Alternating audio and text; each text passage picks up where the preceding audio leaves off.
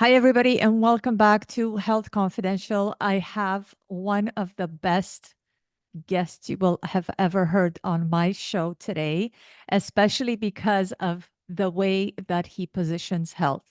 So get ready to be enlightened. My guest today is Dr. Tom Cowan, who is a world-renowned medical director and researcher, and has been one of the leading voices that has been speaking out against the mainstream medical narrative and the coordinated agenda of masking, social distancing, and the forced vaccinations that we have all experienced in the past 4 years. In fact, Dr. Cowan challenges the conventional medicine to explore health and wellness in more holistic terms, seeking to provide a more collaborative forum for the exchange of knowledge, products, and practices that enable us all to forge a new world together, governed by truth. His website, by the way, guys, if you want to just head over to his website, you will find a wealth of free content like podcasts, blogs, videos. And he also offers an amazing subscriber community of like-minded individuals that seek to survive and thrive in our rapidly changing world.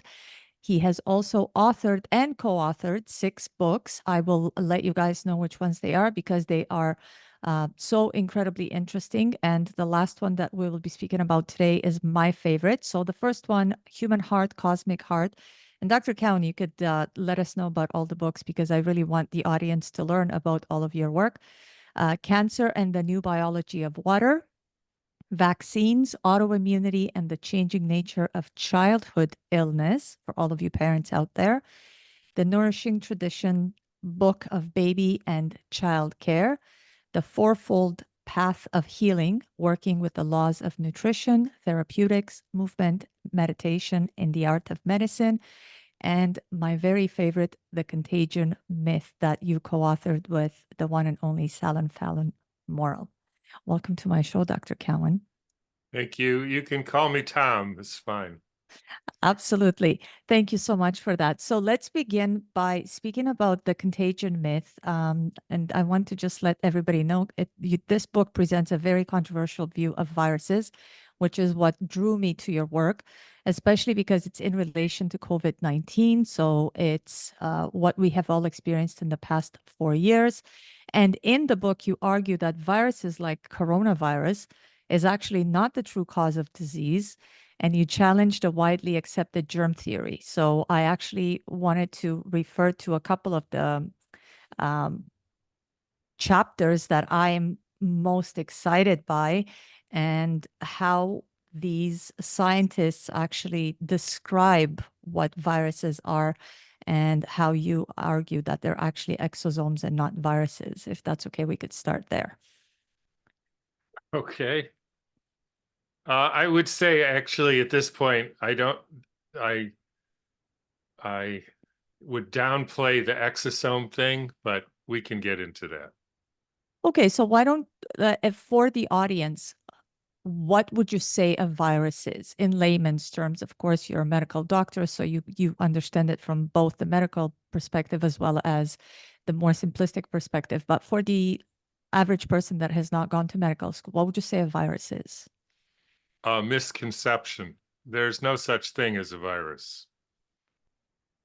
That's right. And a lot of people actually argue that during COVID, when they say, well, show us this virus. And of course, they brought out this I guess, computer generated image of a ball with spikes on it saying, this is it. This is it right here. Yeah, what people have to realize is uh, there is a way of understanding whether something exists or not. Mm-hmm. Uh, and if you follow that understanding, that reasoning, you come to the conclusion very easily, by the way, that nobody has ever shown the existence of a virus. So, I mean, if you want, I can go over the steps of how we would do this. And then I think anybody who's listening will certainly have questions, if not be convinced. I mean, they should go and look at this. I'm not going to show papers here, so you'll have to sort of take my word for it that I'm accurate. But having read hundreds of virology papers, I can tell you, I know what I'm talking about how they do it. So if you want to do it like that, that's probably the simplest way. Yes, please. And just for everybody to know, the book actually has some figures that you could see if you want to see anything image-wise. It's in the book. But yes, Dr. Cowan, please. The other thing, the thing that's really got my attention lately is we actually live in a profoundly scientifically illiterate culture. And amongst the most profoundly scientific illiterates are the medical doctors and the scientists. And well, that to me is a problem, because then what we're dealing with is basically what I would call superstition. So let me just go over a few principles of what I mean by that. And you can, and I can, we can play along here so you can see if you agree with me. One of the foundational principles of science and scientific thinking is that it, if you have a claim, in other words, a statement, and that statement cannot be falsified, then it's a belief. If it can be falsified, then you have to do the steps to falsify that claim. And here's the important point. You do not need to have an alternative explanation rather than falsifying that claim. So let me give you an example so everybody knows what I'm talking about. If you're an 18-year-old Asian-looking fellow and your parents are Caucasian, and then one day you rummage through your parents' closet and you find adoption papers, right? And you go to your parents and say, I didn't know I was adopted. I always wondered why I look different than you. What's the deal? And they say, yeah, well, we didn't want to tell you because, you get upset and all. But turns out, yes, you were adopted. We got you from an orphanage in China, et cetera. So you go to your best friend and say, man, I'm a little shook up because they told me, my parents just told me I was adopted. And he says to you, so who are your real parents? And you say, I don't know. I just found out today. And then he says, until you tell me who your real parents are, I don't believe you are adopted. Now, I can see from your response that you think that's ridiculous. So if I say nobody has ever shown that the existence of a virus, and then you come back and say, so what causes chickenpox? You have essentially asked me, so who are your real parents? There is a claim that chickenpox or measles or herpes or COVID is a specific disease entity, which by the way is also false, and that it's distinguishable from all other disease entities, which is by the way false.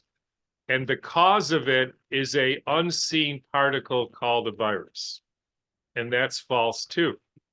Now, the virology rests on 5 principles. The first is that sick animals or people, when they're in the same environment, like in the same room or same house or whatever, with well animals or people, make the well animals or people sick with the same disease.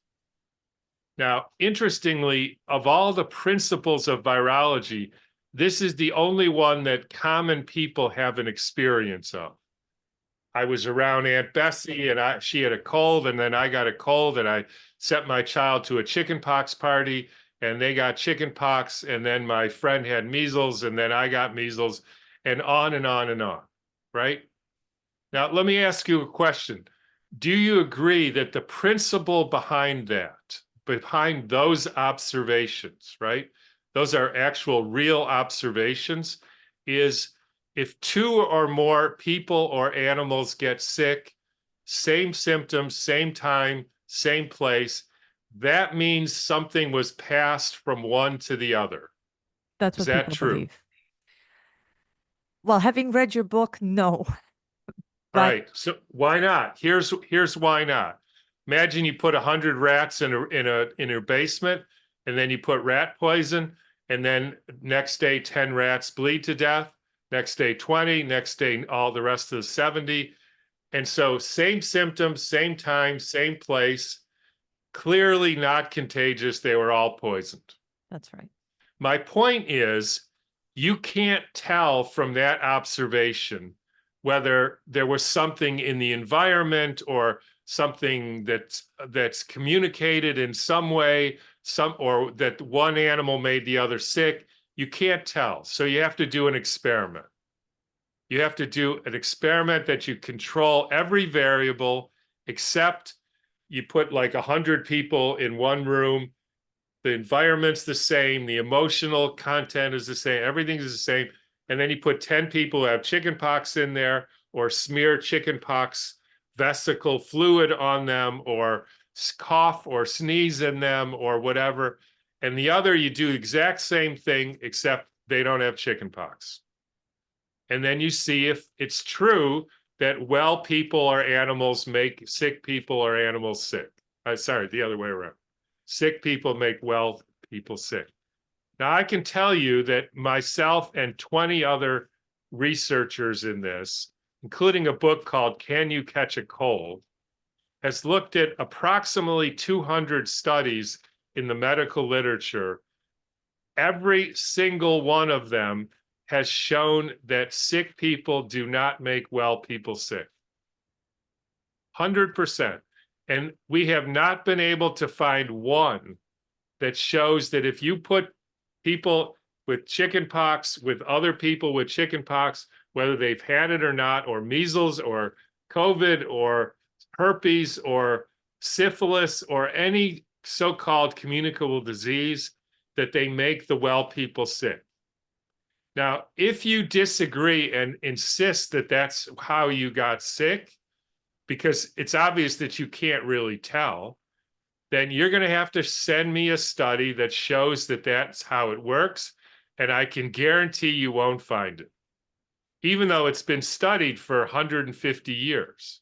So that's the first issue with virology, is the idea of contagion has been disproven, right? So that's the first one. The second one is the question, so how does a virologist show the existence of the virus and show that it causes disease? Now, that seems like a simple question, right?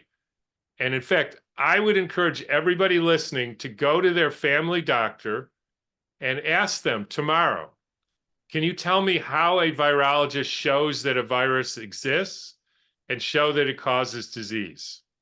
Now, these are supposedly highly trained medical practitioners who give you medicines to combat viruses. 99% of them will have no idea of the answer. Zero. So here's the first thing we have discovered.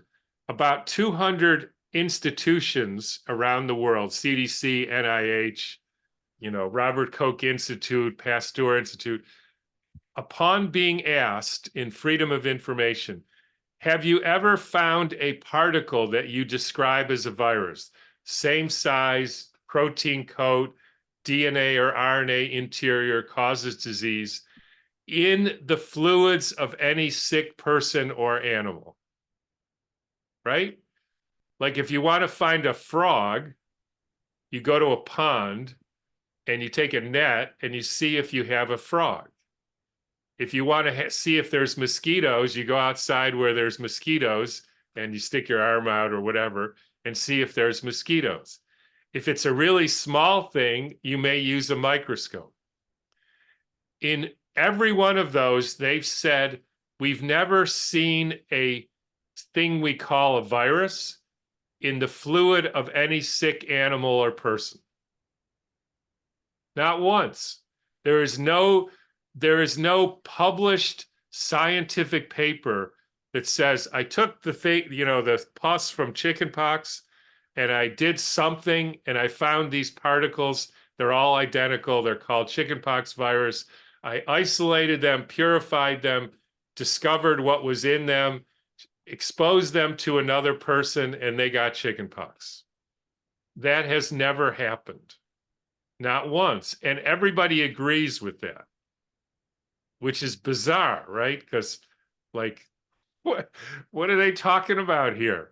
Like, if somebody says that to you, have you ever seen a unicorn? No. So, but I know that the houses in the Ukraine are being blown up, and that's because of exploding flying unicorns. So, did you see the unicorn at the site, or, dead unicorns or anything? No. So you would be immediately suspicious that that may not be true, right? So that's the case. So then you say, well, how do you prove that the chickenpox lesion, the child with chickenpox or the child with measles, has a virus, right? There's got to be some way. So here's how they did it. They took the mucus from somebody with measles, right? They have snot and everything. And they take the mucus, they put it on a culture of specially bred monkey kidney cells called virocells. Then they add antibiotics that are specifically poisonous to kidney cells. Then they add trypsin and other chemicals, and then they add fetal bovine syrup. In other words, the fluid sucked out of the fetus of a newborn calf. They add that to the culture medium. They watch it for a few days. The cells die, and they say that is the isolation, the proof that there was a virus in the snot of the person with measles. So, Dr. Cowan, why such a soup of all kinds of things for them to prove something? It just seems like they go to such lengths to put out a hoax. Because they couldn't prove it otherwise. By the way, the original paper that did this, so this dying of the kidney cells, that is the proof. And I want everybody to really hear this. It's not a proof. It's not one of the proofs. It's the proof. Besides another one, West Nile virus, right? You've heard of that? Of course, the Here's how mosquitoes. they proved that it was a contagious particle called a virus. They took a woman in Uganda who had a fever of 100.6 and said she felt fine, right? They took some of her blood and injected it without looking for a virus, without doing anything to it, without purifying anything, injected it into the brain of a newborn mouse. Okay. The next day, the newborn mouse wasn't doing well, so they killed it, said there was inflammation in the brain of the newborn mouse, and that proved there was a virus, and they called it the West Nile virus. And the CDC refers to that paper as the first isolation, right? What does the word isolation means? Separating one thing from all other things, right? I got a pen and a pencil. If I isolate the pencil, I just have a pencil, then I can study it.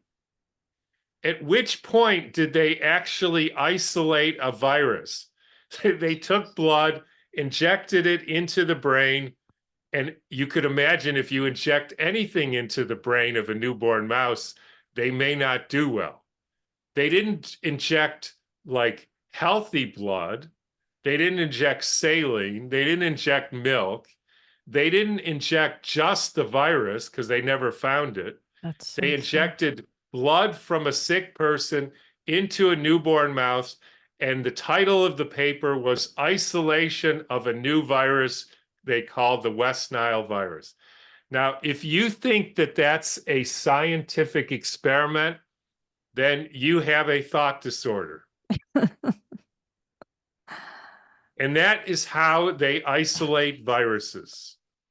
And if you I, haven't isolated it, you haven't shown that it exists, and you can't do a study with it. I can't find out if I grind these two together, I can't tell you if it has black ink, whether it came from this or this, right? It's obvious. So if you take somebody's, you don't even know that the thing has a genome. right? Because you don't have the thing. So if they take somebody's snot and look for gene segments in it, PCR test or antigen test or antibodies, they have no idea whether it's from you or the bacteria or the fungus or the mosquito that you just ate or the pollen that you breathed in. They have no idea because they've never separated those components. This is the essence of pseudoscience. You literally just dismantled the entire idea of what they've been pushing on us for since the beginning of medicine. Well, not the beginning of medicine. This is just since 1907. Has You know how to. it got started with polio? So they said they said all diseases caused by microorganisms that we can't see, right? That's a weird statement, but that's what they said. Then they looked with people with polio and they couldn't find any bacteria, no fungus, no bacteria in their brain. So they said, well, that's a problem because, we know that there must be something smaller than a bacteria. So they took a child who died from so-called polio, which just means they were paralyzed from God knows what, Mhm. and they ground up their spine where there supposedly was sick.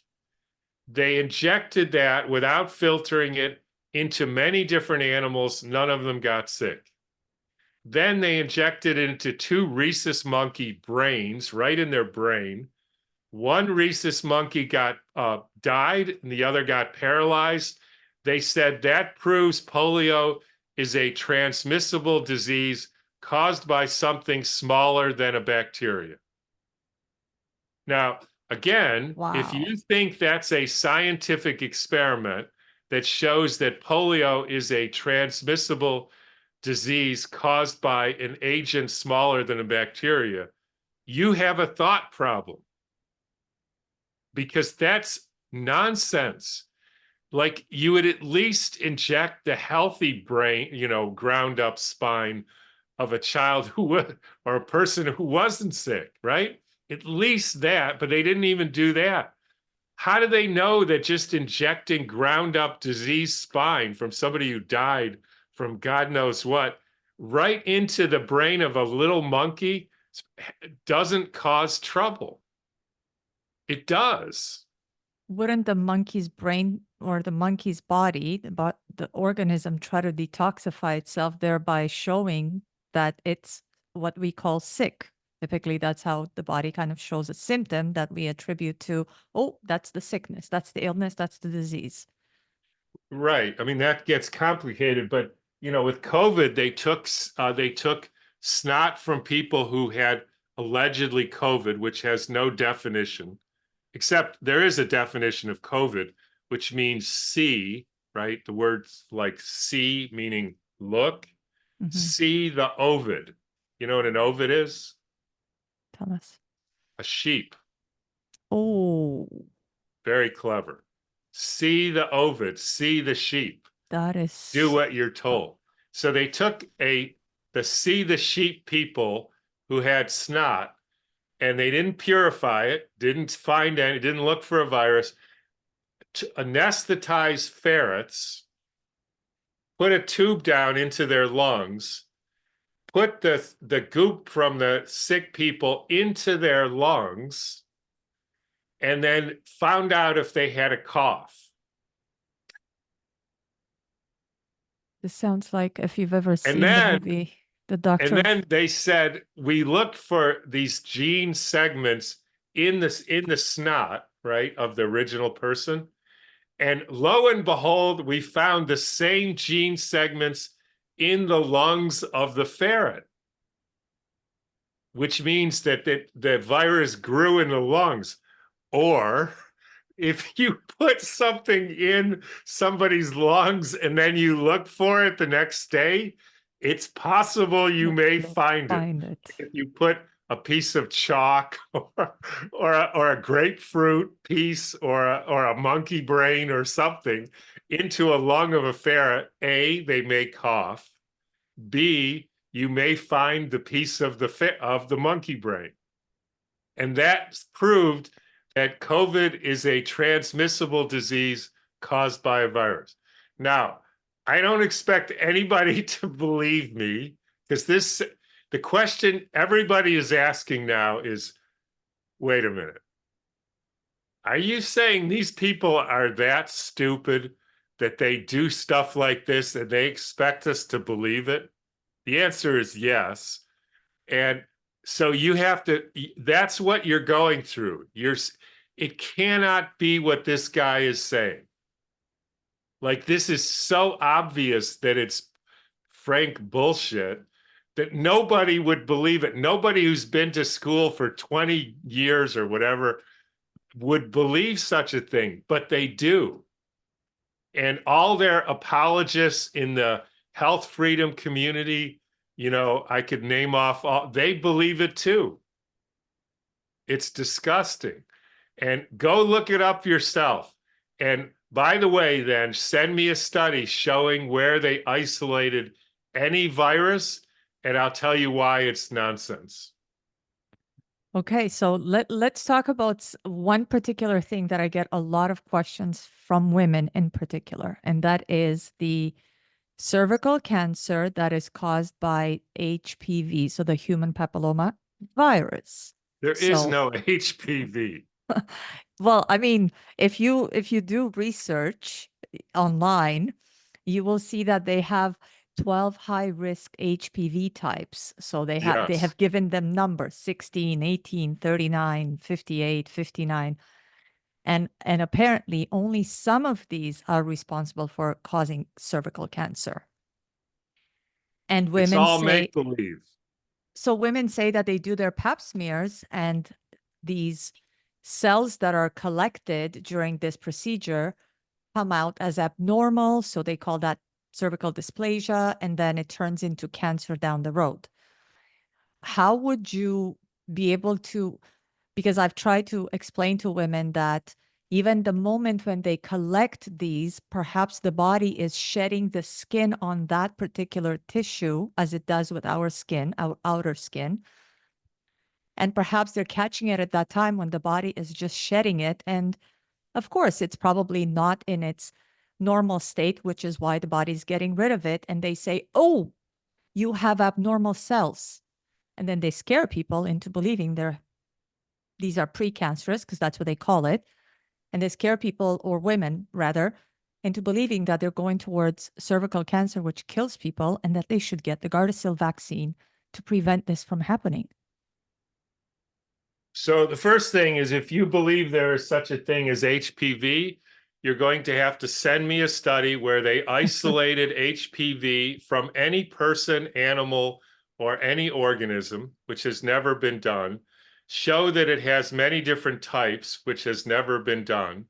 And then because they've never isolated it and purified it, it obviously has never been studied. So there's no way to know that it has anything like proteins or types or anything. So the whole thing is, you see, what happens in science, and this actually started really in earnest with a guy named Albert Einstein. I'm sure you've heard of him. He's one of the biggest frauds ever. So he said that science should no longer be based on observation and experimentation. It should be based on free inventions of the mind. Oh. In other words, making stuff up. Mm-hmm. The problem with making stuff up is everything that we limited people, human beings, make up eventually gets shown to be wrong. At which point, then you have an option. You can make up another story to keep it going, or you can say, well, the first thing was wrong, so let's junk that. So here's how this played out in virology. So they said everybody who has an illness caused by a virus would get sick, right? If you're around somebody with the flu, that's caused by a virus, you get sick. So then they looked out in the real world, like experimentation and observation, and not everybody got sick, right? Obviously, you get people around chickenpox. Some people get sick, some people don't. Measles, same thing. Cervical dysplasia, same thing. Some people get sick, some people don't. So you falsified that claim. So then, to keep the story going, they say, well, that's because some people are immune to the virus. And so if you have immunity, meaning antibodies to the virus, then you don't get sick. So originally then, so that's another story to keep the original story going. So then they said, if you get measles, you make antibodies, and then you're protected. You never get measles again, right? You've heard that. You get Yes. HPV, you get antibodies, then you don't get it again. And then you get chickenpox and you make antibodies and you don't get it again, except sometimes you get it again. That's called shingles. But never mind, that's because the virus evaded your immune system. But then you get the flu virus and then you get antibodies, but then you get the flu again the next year. So that's because the flu virus is very smart and it evaded the antibodies so that then it makes you sick every year. And then you get HIV, that causes AIDS. And now we know for sure that if you have antibodies to HIV, that means the virus is going to kill you. And I remember when I first heard that when I graduated from medical school, I said, wait a minute. They told me if I have antibodies like to measles virus, I'm immune for life. And now this guy, Gallo, he just told me if I have antibodies to HIV, the virus is going to kill me. And without any explanation as to, I said to my friend, wait a minute, they just changed the rules. The whole immunology, they just threw out the window. So the whole thing is nonsense. And then and then they find out that the antibodies, of course, don't do that. So then it's the subset, the epitope of the antibodies, and it keeps the story going. And now, so there is no HPV. So here's cancer. Here's why the whole thing is nonsense. And this gets into the real psyop in medicine. Now, this is the real thing they've got people convinced that's not true, is that there are these distinct things called diseases, and then you have one of them, and that's why you're sick. The reality is you get poisoned or starved or traumatized or you're fearful or something happens to you, and then your body does something to try to heal you that causes symptoms, and then that's what we call being sick. So the sick part is the therapy for being poisoned or starved or something. Now, how do I know that? Imagine you get a splinter in your finger, right? You don't take it out. What happens next? It's going to get inflamed, and you're going to probably get pus. Yeah. So they go to medical school, they say the pus infection, you have to get rid of the pus. But it's obvious the pus is the therapy for the splinter, right? The body's producing that to be Pushing able it to out. eliminate it. Yep, exactly. Okay. Then you breathe in toxic debris like chemtrails and all that stuff. So you get it in your lungs. What happens next? Same with the splinter. You try to get it out. That's called a cough and mucus and all that stuff, fever to get liquefy the mucus. You go to the doctor. He says you have bronchitis. What you have is an attempt to get rid of the splinter, the debris you put in your lungs, right? It's obvious. Now, here's a question for you. You probably have a house, right? Mm-hmm. Imagine somebody puts stinky garbage in the foyer of your house, right? What are you going to do next? You're going to try to, if it's on the floor, you try to bag it up so that you could take it out to the trash can. Right. First you bag it, then you take it to the garage, then you take it to the curb. That's right. Right? So somebody puts poison in your body, like glyphosate, bad food, toxic emotions, you're having sex with the wrong person, could be a lot of things. So you're putting garbage in your house. What do? You put it in a bag. That's called a tumor. That's what the body does. And so we think that the tumor is the disease. It's the way to get rid of garbage. Now, here's how I knew this. So let's say that didn't work and the person keeps putting garbage in your house, right? So then you get more and more bags and your garage is full, so you put it in a spare bedroom, and then you put it in this your kitchen, living room, master bedroom, and then you have to move because your house is full of garbage. So that's what happens to people. They get some garbage like vaccines and pharmaceuticals and glyphosate and bad food. They put it in bags, and then they put it in the next place, and they call that metastases. That's right. And they say it swam through the blood from the cervix to the liver. So I asked the oncologist, can you show it to me in the blood, right? Because you said it swam from the blood, from the cervix or the breast to the liver. No. Why not? You just told me it swims through the blood. No, you can't see it in the blood. Why not? Well, it's not enough of it to see. So how do you know it went through the blood? Well, because otherwise, how did it get from the cervix to the liver? How did your garbage get from the foyer to the garage? It must have walked. You see, this is nonsense. And that's why if first of all, so then when you have garbage, your tissue breaks down into all these different kinds of debris, and some of them are worse than others, and those are what they call viruses. They're just you're just tissue breaking down. They put it in an electron microscope. They show you an image. You get the same image if you put formaldehyde or some other chemical in your cervix and broke it down that way. You'd get the exact same image. This was proven over and over again. And if anybody doesn't believe me, I have what I call my pumpkin challenge test. So I have this cat named Pumpkin, and I got him when he was young. So I taught him to say yes or no. He used his right paw to say yes, his left to say no. So he likes virology. So I showed him 5 pictures of SARS-CoV-2 and 5 pictures of broken down kidney cells, monkey kidney cells, and said, Pumpkin, which one is which? And he got 6 out of the 10 right, which is better than any virologist has done.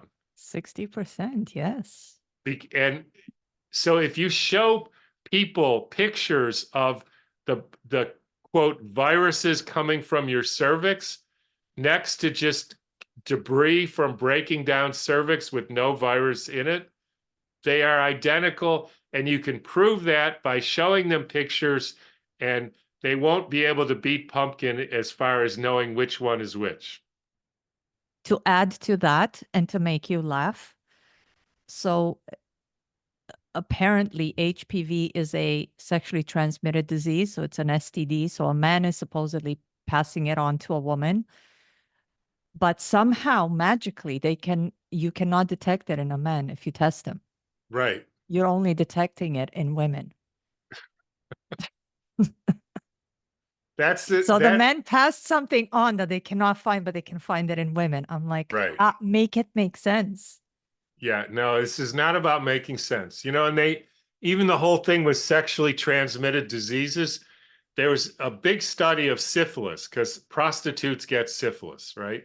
That means so just to be clear, I'm not saying people don't get cervical cancer. I'm not saying it may not kill them. I'm not saying that people don't get lesions on their genitals, which we call syphilis. What I'm saying is, if you want to prove that it's caused by a bacteria, and it's transmissible between people, the way you have to do that is isolate the bacteria, which you can do with bacteria, and put those in a woman in their vagina in the way that would happen, not semen, not anything else, and show that it causes disease. When they've done that, it doesn't work. But here's what is very interesting. So they get these women and they'll have a lesion on their genitals for whatever reason. Now, the treatment was give them mercury. Now, interestingly, mercury causes genital lesions, like it's a very strong poison. So they would have a lesion, give them mercury, then they would get more lesions, And then the mercury actually concentrates in the vaginal secretions. So the man would have intercourse with the woman and be exposed to the mercury, and then he would get lesions on his genitals. And he say, see, that's sexually transmitted, whereas actually is completely reproducible by mercury exposure. And then he has sex with the next prostitute who then gets exposed to that. And then the mercury causes lesions on their genitals. They go and get treated for mercury, for syphilis with mercury, and the whole thing goes on. And the fascinating thing about this is then they have this bizarre thing called, they say that the syphilis goes underground, the bacteria hide, but then they cause tertiary syphilis, which is neurological problems and paralysis and heart problems and a bunch of other things. And that comes later. Now, those are the exact same symptoms of gas mercury poisoning. So they poison them with mercury over and over again because they're prostitutes. And then they get deterioration of their brain and their aorta and a whole bunch of other things, all classic mercury poisoning. And they say that's the bacteria causing tertiary syphilis. It's a crock. So I have to ask, how did the first person did they believe it? I'm trying to go as far back as I can. Did the initial person who brought up these ludicrous ideas actually believe them to be truth and fact? And then they managed to convince supposedly highly intelligent people that this is even possible. Well, the first one, I mean, not the first one, but the first modern one was Louis Pasteur. And he worked with anthrax. And so he had, bacteria are real, not like viruses. So you can have a culture of pure anthrax, and he exposed animals to it, and they didn't get sick. And he was convinced that they would. So he did something which was very clever. He essentially grew the anthrax in a solution containing arsenic. And then he gave those, he called it enhanced anthrax with arsenic. And then he gave the enhanced anthrax to the people, to the animals, and they got anthrax. They got sick. And he said, see, I proved anthrax is a transmissible bacteria. He never did just the arsenic itself, because that would blow the whole thing. And so he essentially started this. Did he believe it? I mean, on his deathbed, he said it's all bullshit. He did. The other guy who did was a guy named Robert Koch, and he did similar things. He made Koch's postulates, which are actually sensible. You have to have the thing, you have to isolate it, you have to show that that isolated bacteria or fungus causes the same symptoms, and then you have to isolate it from the person you made sick. And then he said, I never was able to prove the postulates, but I believe them anyways. And so he did the same thing with TB. He would soak it in arsenic or mercury. He would spray that on people, and then they would get TB or sick, and then he would claim it was from the bacteria. So did they believe it? I mean, I don't know. Well, I mean, it's really easy to, especially when you're talking about things that are microscopic, it's so easy to fool people. No kidding. It's very easy because Yeah, you don't have to because come up with anything to show them to the naked eye to say, here, this is what it is. right, because the first thing that we people do, if you tell me there's a unicorn and I say, how big is it? Well, it's just like a horse, And I say, well, show me where the unicorn is. And you say, well, you can't see it. It's invisible. So how do you know it's there? I can tell you, I know why there's unicorns, because the unicorns blow up houses, and I spread unicorn repellent around my house, and it's never once been blown up. And that proves that A, there's unicorns, and B, that unicorn repellent stops unicorns from blowing up my house. I love your unicorn idea. This is the That's funniest how thing I've they ever. think. Yeah, but you give the measles shot. Does anybody ask your doctor, how do they make a measles shot? He has no idea.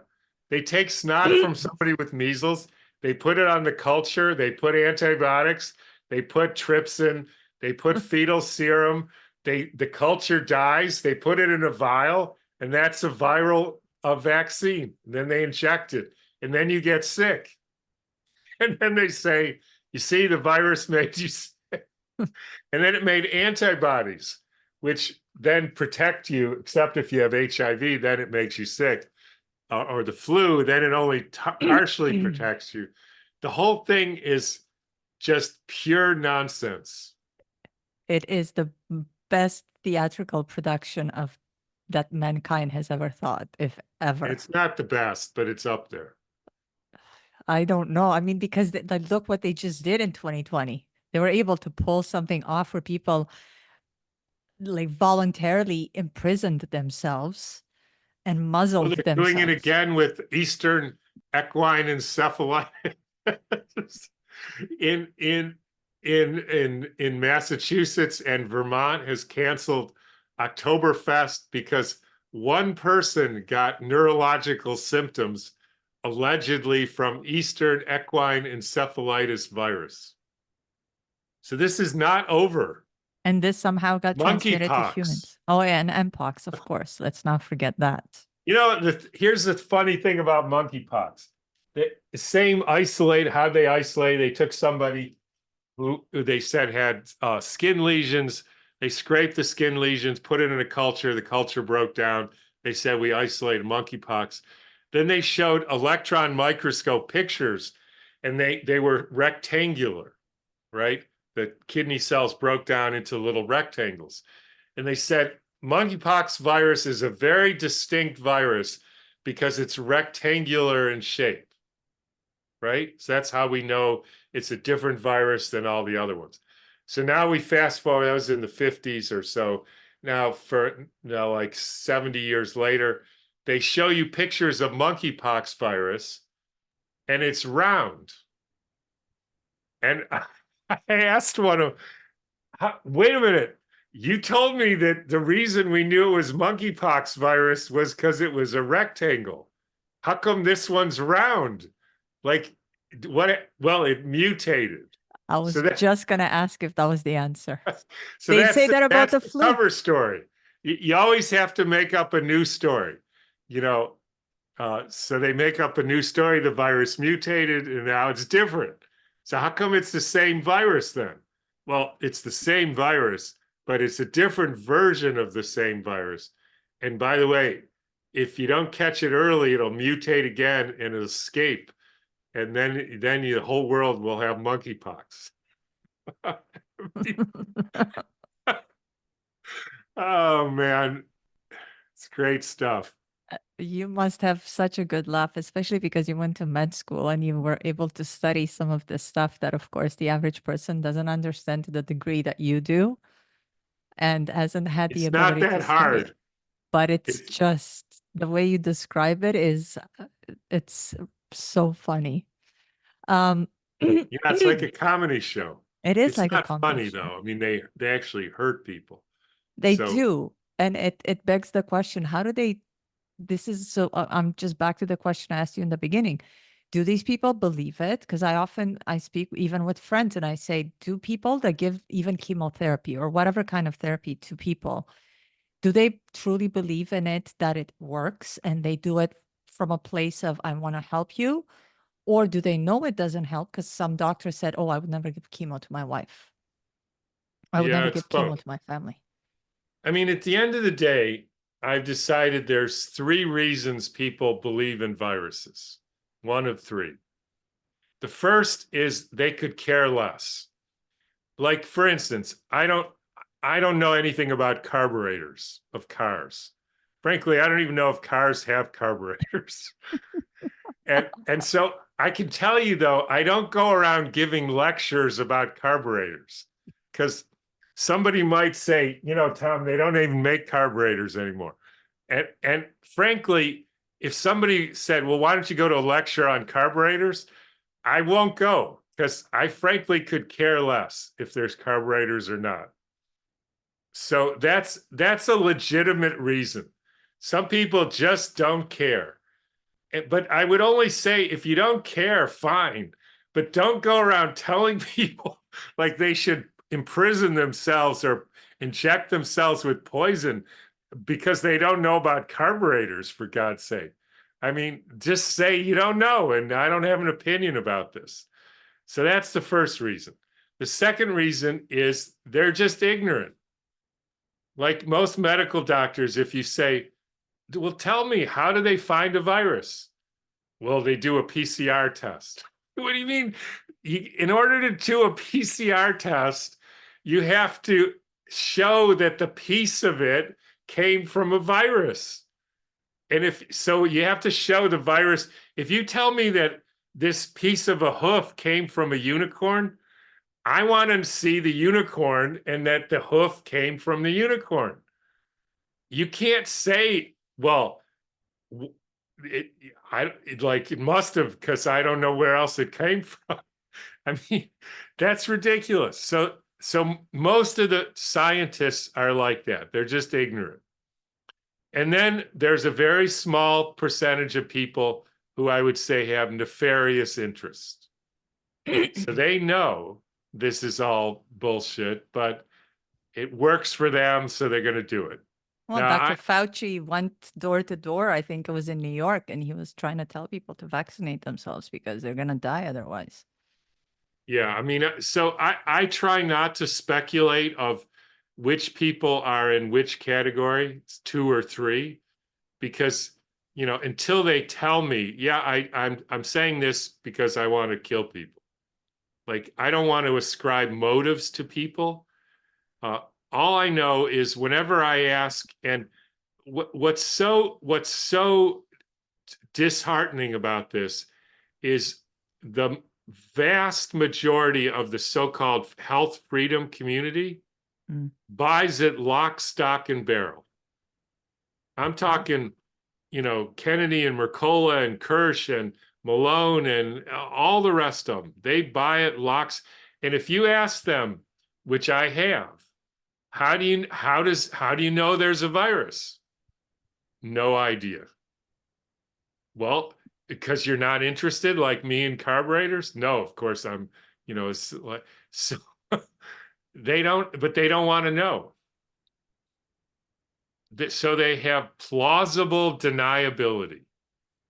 In other words, you can't accuse them of, well, everybody thinks that, and that's, I don't know, but all the scientists, they agree.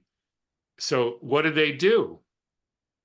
Because I try not to believe stuff that I don't know how they came up with that. Like carburetors. I don't know how you come up with a carburetor or not, and I don't care, and so I don't have an opinion about it. So if individuals wanted to protect themselves, and let's say they buy what you're saying, because I know a lot of I try to teach people, and especially but when it comes to the HPV, I said, how can you get something if a man if they cannot detect it in a man, how can you get it from that man? How can they find it in you but not in him? So how can people protect themselves if viral transmission isn't the cause of illness? Well, what's amazing is, having talked to, I don't know, thousands or hundreds and thousands of people, the people who really get this, not because Tom said or Mark Bailey or Andy Kaufman, or there's a lot of people now, but they get it. They understand the simple thinking. Like, in order to show that something exists, you have to go to the place you find it, like a frog. You go to a pond, you get a net, you find the frog. Then you can study the frog and see if it catches flies. If you can't do that, there's a problem. And that's never been done. Everybody agrees. Once you get that and you lose the fear of contagion, right? That sick people, or that outside things are making you sick, inevitably then you have to ask, well, what am I doing that's making me not well? Now, it could be how you eat, your relationships, your emotions, the way you think. That's most people. They're living around, walking around in a make-believe world. The guy named William Casey, head of the CIA, said 1980 or so, when our disinformation campaign is complete, everything, and that notice the word, everything the American public believes will be false. Wow. Not some things. Like, so if you believe something like viruses make you sick, or you get sick from Uncle Harry, or, then you will manifest that. And you're living in a make-believe superstitious world.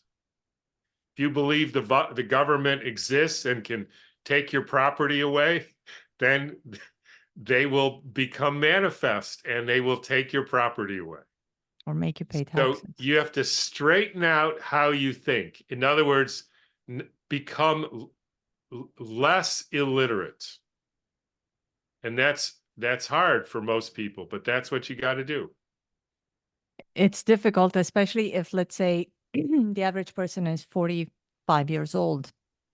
And for 45 years, having gone through the schooling system that convinces you and brainwashes you into a specific way of living and that society is set up in a certain way, can you imagine having to unlearn 45 years worth Yeah, of it's hard. information? But you're exactly right. In fact, I have a new book coming out about school and child rearing. Oh, School perfect. is a key player in this, because the agenda of school is to teach you lies. Period. That's And the agenda. and to And they're make good you, at it. So yeah, when and people say the school system's failing, no, it's not.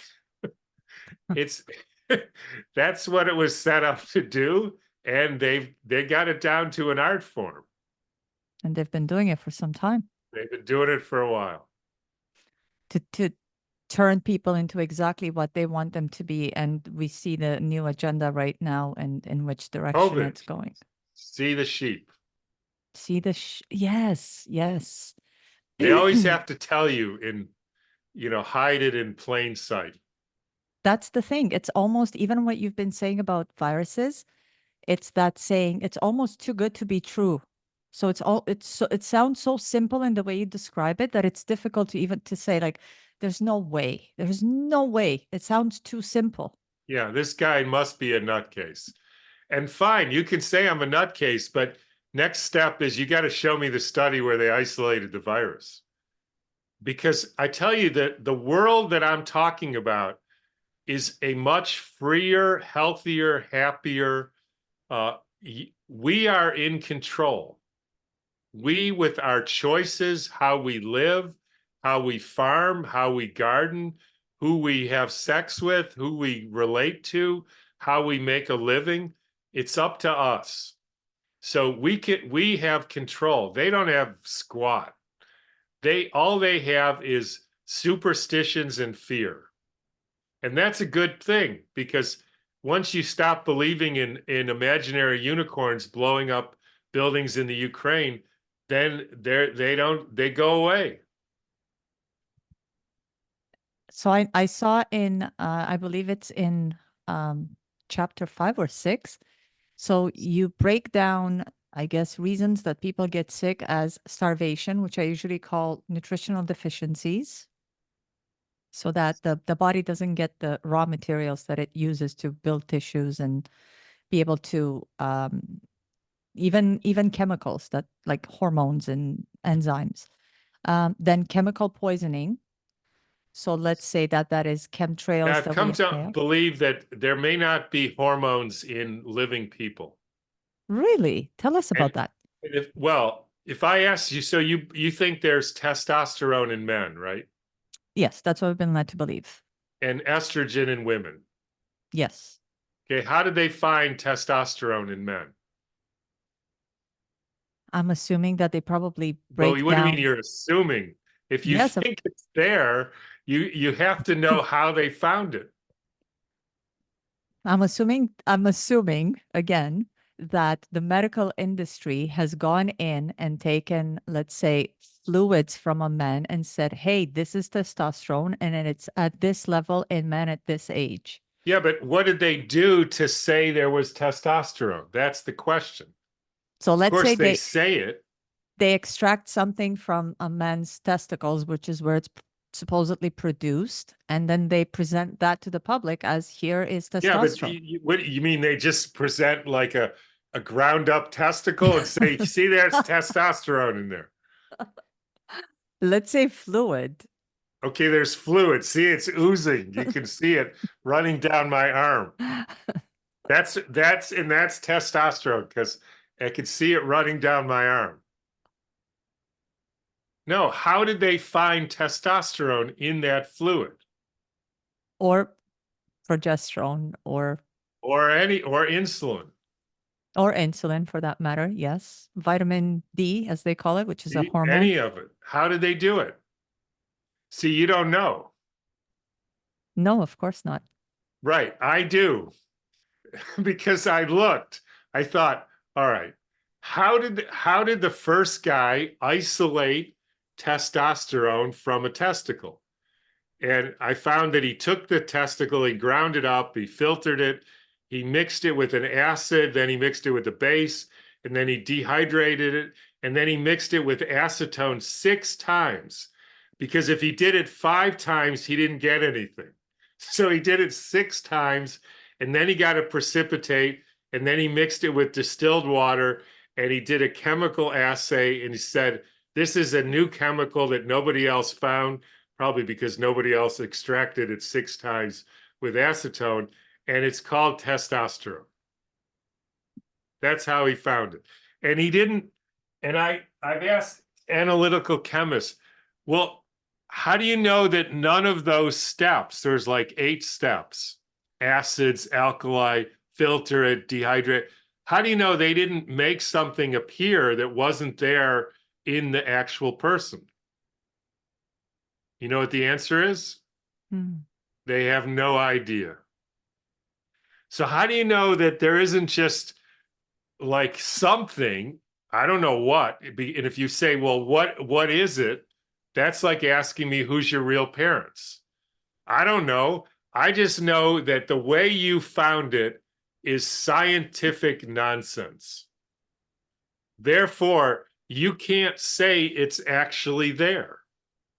Same with estrogen, same with insulin, same with vitamin D.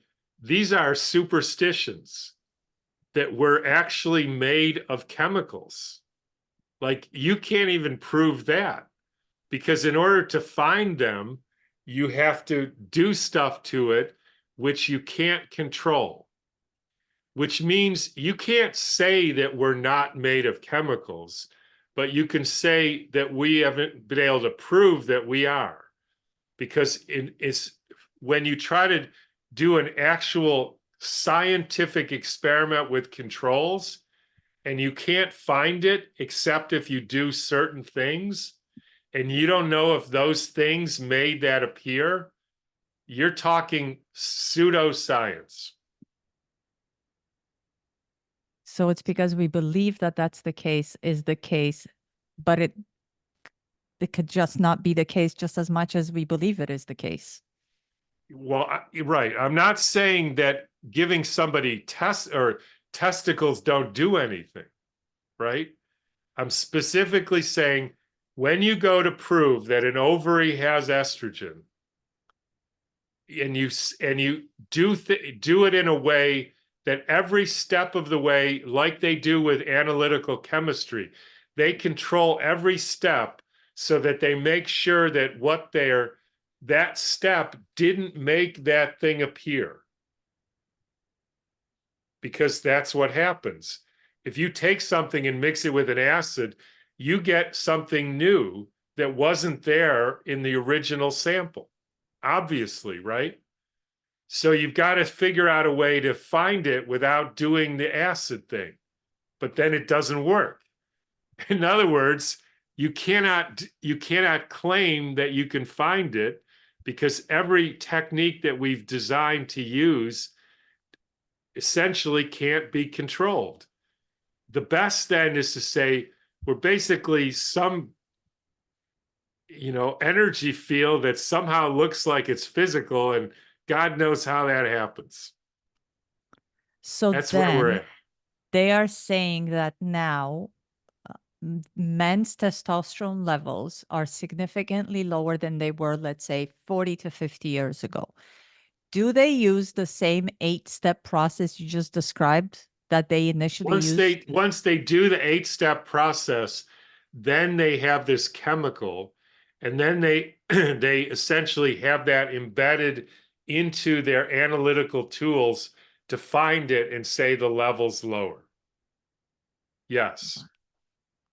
So, now that doesn't mean that there isn't a problem. It doesn't Mhm. mean there isn't something different about men nowadays testicles than it was 100 years ago. That's different. Those things you can actually observe, unlike what Einstein said. Instead of making stuff up, you can observe that people have less muscle tone, etc. So those are observations. That's real science, or how we know things. But these chemical, the idea that we're made of these hypothetical molecules. I mean, when you even get into, how they prove that even atoms exist?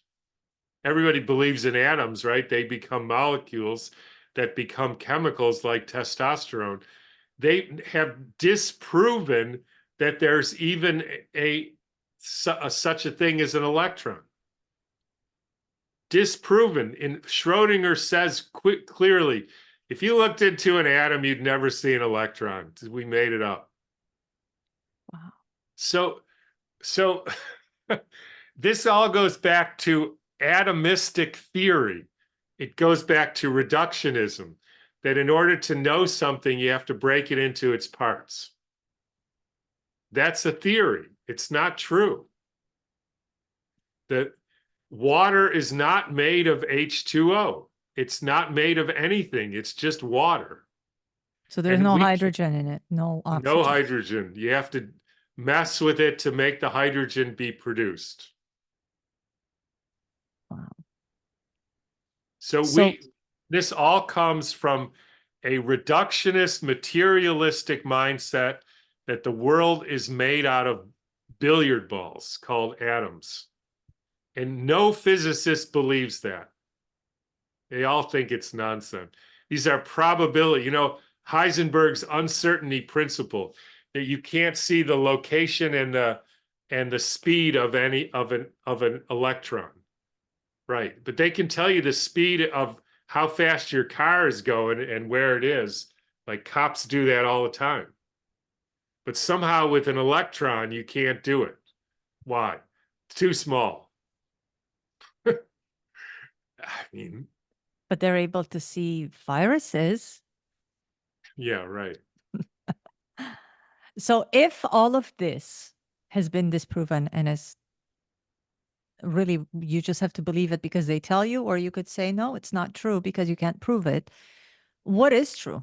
And what do we attribute the very aspects of our humanness as, or even like, let's say, men and women that make a man and a woman, if not the levels of various hormones or chemicals that give us those female male attributes that contribute to the procreation and the development of a child of a specific gender. So this if here's some, I don't like to give advice to people, but if you want some advice, stick with disproving things, and just when you come to a question like this, just say, I don't know, you got me. All I know is there are men and there are women, and when they come together in a certain way, they make a child. And there's clear differences that I can see. They're not difficult to figure out who's who. And I don't know what created that or how that came about, but I don't. But there's no there's no way that I'm going to just jump to, well, it's because of certain chemicals found in them. So we don't know, how a living being comes about. I'm sure it's complicated, mysterious, and you know, and there's all kinds of factors in there. So I'm not going to go speculating because then somebody's going to prove me wrong. And I don't have the experimental observation or the evidence. All I know is there's men and there's women, there's a clear difference, and I can tell you who's who. Chromosomes, XY, XX.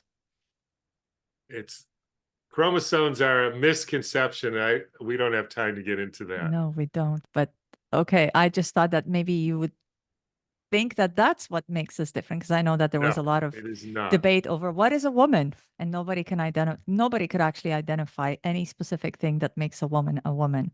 Everybody can identify. But We've been they've been saying, it's like it's a difference of were you born XX or XY. No, that's not it. That's not it. And of course, there's the essence of women. And I know that in the more spiritual circles, they talk about how even when women go through menopause, it sort of sunsets certain physical aspects and physiological things that women usually experience, and then other things sort of come into play and are more accentuated and augmented, like a woman's intuition. So we move away from certain chakras that kind of sunset, and then we move up those chakras, and then the third eye and intuition become way more augmented, and that's why women are wiser as they get older. Right, but they don't suddenly grow a penis. Certainly not. Right. So that's why they're still a woman. And yes, all these transformations, and that's great things to try to study and understand. And you can actually use real thinking and real science and simply observe what happens without making explanations that only serve to bamboozle you and throw you off course. That's what I'm talking about. Just stick with what you can see and what is clear, and then you can try to experiment with it and see, if I eat only bananas, what happens during menopause? If I eat nourishing traditions diet, what happens during menopause? So then you'll know, here's some factors that play into how this course goes. If I meditate, if I walk, if I expose my body to the sunlight, if I walk on the earth, if I walk in the garden, if I swim in the ocean, what happens to my insight after menopause? Those are the real questions, not, what happens to your telomeres and your DNA, which supposedly is in the chromosomes, which it isn't, which that's a whole myth too. But the whole thing. So stick with what you can actually observe and experiment with. That's the magic of this learning process. And they have convinced us to make everything abstract and incorrect. And people believe in all these theories, and yet they don't even know where the theory came from. They don't know whether it's how to prove it, how to show it's true. They just believe in viruses. They believe in HPV. They don't know how you would know that's true or not. That's where you get into trouble. Stick with what you can see, what you can experience, what you can observe. The real world around you, your life will be a lot better. Yes, and of course, a lot of us have been taught to find an answer, or look for an answer, or that there are answers like written in stone. And then, of course, science changes and we evolve and things change across the continuum of life. But there's never anything that we could say, because even if you look at the idea of diets, I mean, fat free and carnivore, keto, Mediterranean, and so on and so forth, and we never arrive at anything that truly works. So I It's think that because we analyze it based on the chemicals in food. yes, And if you do that, you always come out wrong. yes, It's the but wrong way. It's the wrong method. we have a reductionist materialistic theory which has been disproven. And so if you're using a disproven theory to decide what you eat, instead of, when I eat this, how do I feel?